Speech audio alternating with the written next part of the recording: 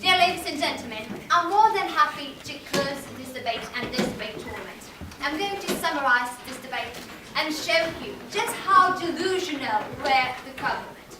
What we got from the first government, we got a picture of books showing not reality but the things that the state would like to happen.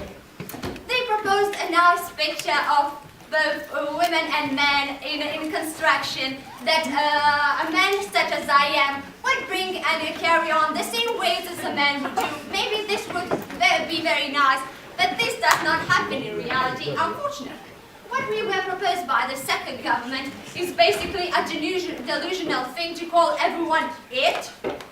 Imagine a nice romance describing a nice act between a woman and a man, and basically it brushed its hair, it hugged it, and so on. And they described it as a delusional way that this in our society would help to deal with the problem. What we want to say that, yes, there is a problem, yes, we have to solve it, but the way this is described to solve it is just delusional. So, okay, what do we have today? So we have two main flashpoints. Only so. First of all, will hiding the differences among the genders help to solve the issues of inequality? And second, should the state intervene, and is it legitimate for it to do so? From the first flashpoint, what we were told about books, about women and men both cooking and so on.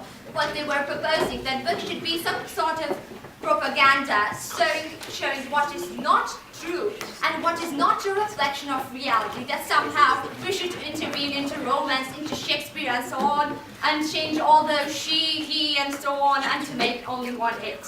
How would this resolve the issues? They didn't explain to us, so we are left, no. We were left to our own beliefs to somehow make this by ourselves. Maybe we just presume that we are all the same, but are we? Should we also put into biology and neglect the differences that there are? No, we don't believe that this is the best way to deal with the issue. So, okay, what they spoke that this starts somehow from kindergarten, but it does not. It starts from families. Now we're going to on to second slide.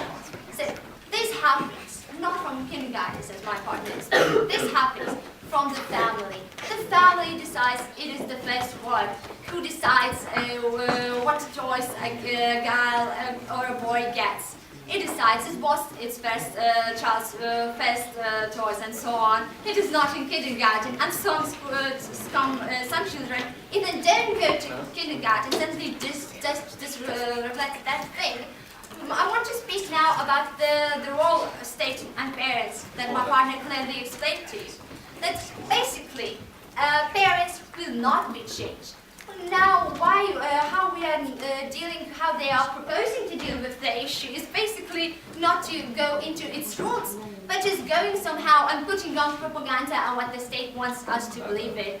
What they were saying, it was it. But what my partner clearly showed you, that state is not legitimate enough to intervene into such things. That moreover, it wouldn't be effective. What would create in our society that parents would oppose the state who would imply those things. We believe that parents have the choice to how to bring up their children and what values to put into them, and not just basically state should say what the child should be. So more about effective is that we have to also change adults, and this is not the situation. We clearly agree that this is a problem, that inequality is a problem. We are for equal opportunities, but not for a delusional thing to believe that we are all just basically just the same, and that even gender pronouns shouldn't exist in our society. I want you now to say a small example how this happens. So basically, in history, we have an example when feminism movement conducted an experiment. Children were put into the same room and they were brought up not saying who is a girl and who is a boy. They didn't have such things, and they had all the toys to choose from.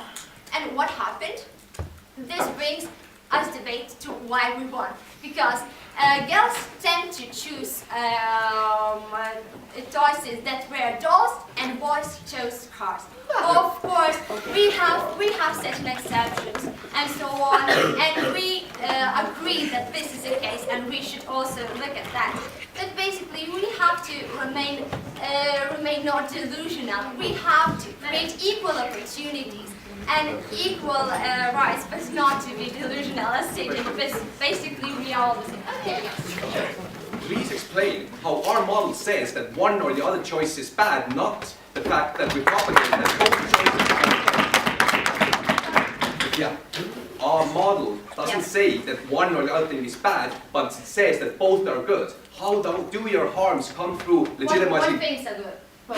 Like all gender stereotype and non-gender stereotype behavior. We can expose everybody in the same environment to all the choices. How does this legitimize the discrimination of women in sense if they don't want to or want to wear heels?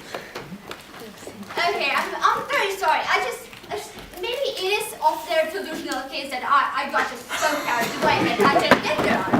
But I'll try to somehow respond to that. So, okay, we have certain things, and we believe that we should leave a right to choose, and that is very important, as my partner explained, for people to choose whether to conform to those stereotypes or not to. And we did what is books and what you were trying to propose. Books are depiction of reality. When the reality changes, the books will also change. For example, we have in a book, I don't know, let's say your example, where a woman goes and cooks. Why does she do it? Maybe she does it because she likes to cook, not because it is said so by the state what you are proposing. And if she likes, we have to leave her an opportunity to do so. So, for all those reasons, we kindly beg you to propose this delusional case product by the government.